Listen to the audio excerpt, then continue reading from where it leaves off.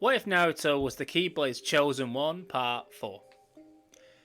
The next morning, Naruto wakes up with a spring in his step, knowing that for the first time ever, he got a mission that would take him far out of the village and to a faraway place. He couldn't explain why, but in the back of his mind, ever since he encountered the Heartless and received the Keyblade, he felt like he shouldn't be in one place, but he should be in many different places all over. Like his purpose in life was to travel. He never told this anyone, however, as he is a proud Leaf Shinobi. He gets dressed and meets his team along with Tazuna at the village gates. Tazuna apologises for the way he acted the day before, but Kakashi waves it off, saying that he knows firsthand how good the booze is in the village and how strong it is, saying all this with a slight chuckle in his voice. Tazuna lightens up a little hearing this, but Kakashi can still tell that something seems to be weighing on him, like he's got a secret, he's hiding something. But he tells himself that I'm sure we're going to find out sooner or later.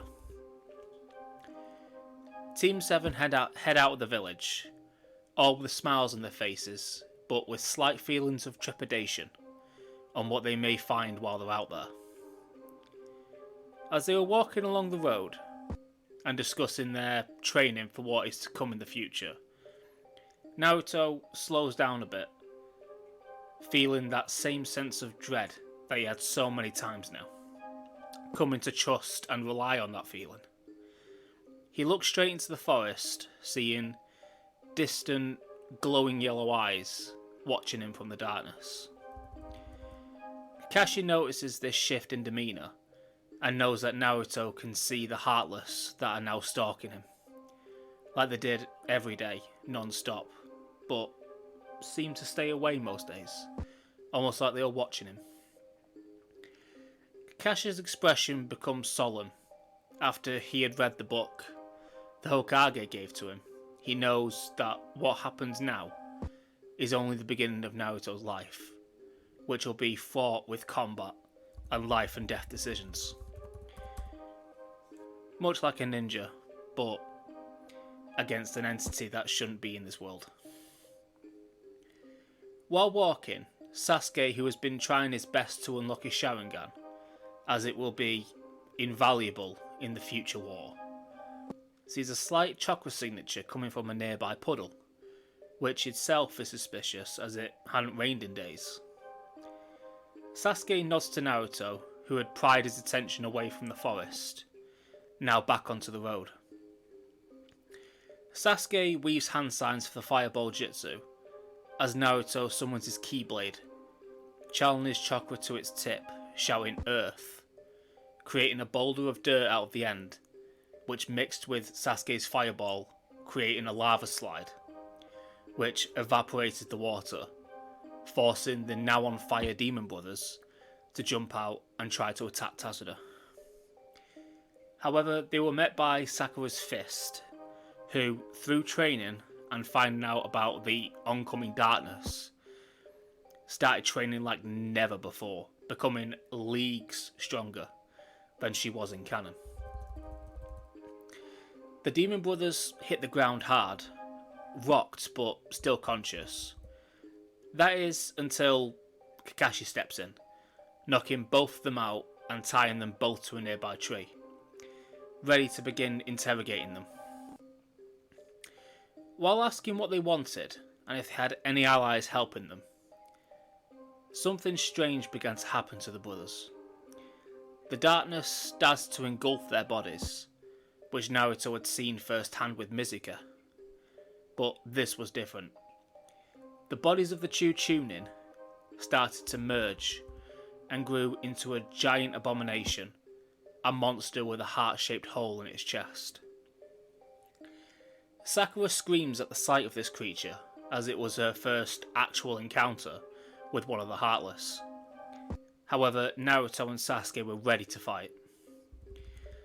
Naruto summoned the Keyblade once more and rushed in, while Sasuke held back using long-range jutsu, as only the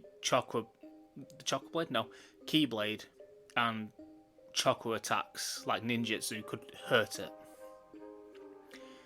Naruto ran up the tree next to the demon and jumped, slashing at its face, doing a bit of damage but not enough yet to take this Goliath down. Using the Phoenix Flower Jutsu, Sasuke aimed careful attacks at the Heartless's arms, rendering them useless for the time being, as Naruto unleashed a barrage of attacks while jumping between two of the trees. The Heartless dropped to its knees in pain, but trying to channel energy through its arm and create a huge blast to eviscerate its opponents. But with one last devastating swing from Naruto, he cleaved the beast's head off its shoulders, ending the threat. Tazuna was stood in complete shock. Not only did beasts like this exist, but it was taken down by a mere child. Kakashi turns to Tazuna and gives him the same speech as in canon about the ranking of the mission. But he then says the Heartless themselves might want you dead.